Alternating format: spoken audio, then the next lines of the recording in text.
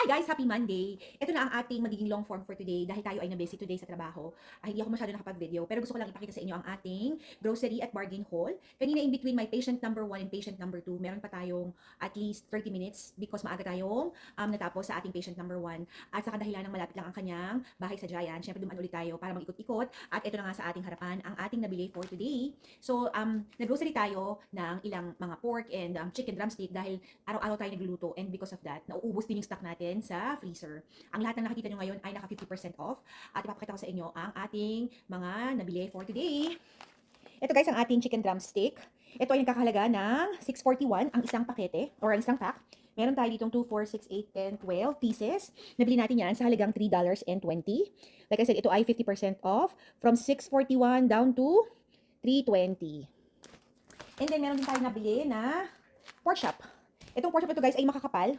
Para siyang steak version. Ito ay pork premium reserve bone-in chop.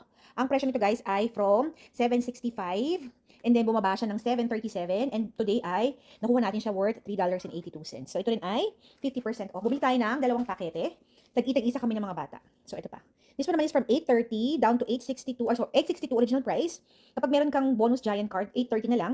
And today naka-special yan for $4.37 or $4.31 pala I mean. So ito na ay 50% off. Maliban pa dyan, meron tayo ditong regular cut na pork chop. Ito ay from $6.54 at 50% off nakuha natin ng $3.27. So merong 4 na piraso per pack. This one is from $5.71 down to $2.85. Yan ay thinly slice. At ito ay void promotion as of today. So i-freezer na natin ito bago pa masira. Ito rin guys ay country style pork ribs. Ito guys masarap tong gawing adobo.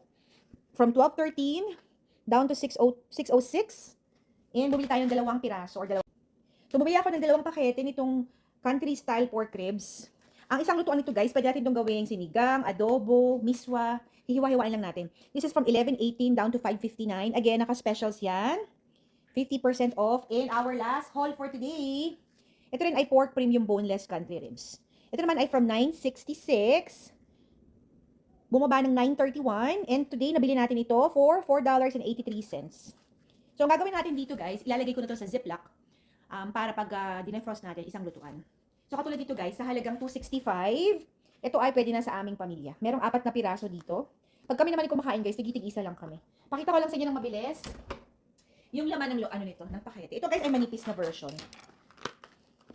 Malinis ang ating kamay guys ha. Ako ay naghugas. So, ito siya guys. Manipis lang siya. And then, pakita ko naman sa inyo itong isa guys. So, ito ay dalawang pakete, right? Ito namang isa guys ay makapal na version ng pork chop.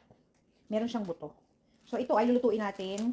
Usually, mga ganito guys, natin to, specials natin ito or pag weekends lang tayo nagluluto ng mga ganito. Especially yung parang steak cut.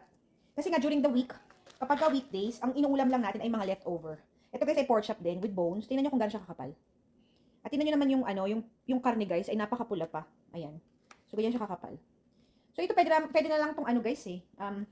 Dalawa lang per luto. Pero si daddy kasi ay mahilig dito. And since meron naman tayong 4 na piraso. At kapag meron namang leftover, ay kinakain pa rin natin yan.